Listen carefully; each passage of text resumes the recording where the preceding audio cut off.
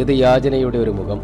മലയാളിക്ക്, പ്രത്യേകിച്ച് മലപ്പുറം ജില്ലക്കാർക്ക് സഹതാപവും അനുതാപവും മനസ്സിൽ നിറച്ച് എവിടെയും ആർക്കും സഹായം നൽകാൻ വെമ്പി നിൽക്കുന്ന നമ്മുടെ മൃദുല മനസ്സിനെ ഈ കാഴ്ചകൾ വേദനിപ്പിക്കുന്നുണ്ടാവും.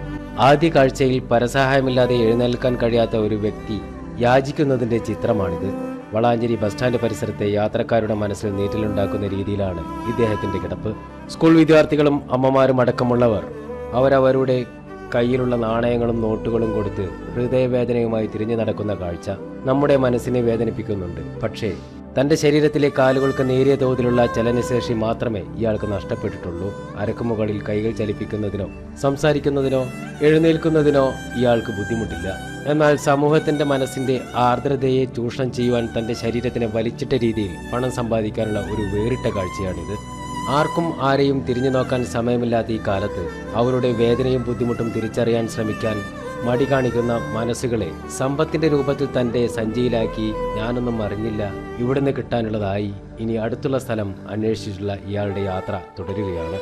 തൻ്റെ ചുറ്റുപാടുകളിൽ കഷ്ടത അനുഭവിക്കുന്നവരെ സഹായിക്കാനുള്ള നമ്മുടെ മനസ്സുകളെ മലീമസമാക്കുന്ന ഇത്തരം അഭിനയ യാചകരെ തിരിച്ചറിയുക. അർഹതപ്പെട്ടവർക്ക് അറിയിക്കുന്ന രീതിയിലുള്ള സഹായം എത്തിക്കേണ്ടത് സമൂഹത്തിൻ്റെ ബാധ്യതയാണ്. ഇത് നാം തിരിച്ചറിയേണ്ടതുണ്ട്.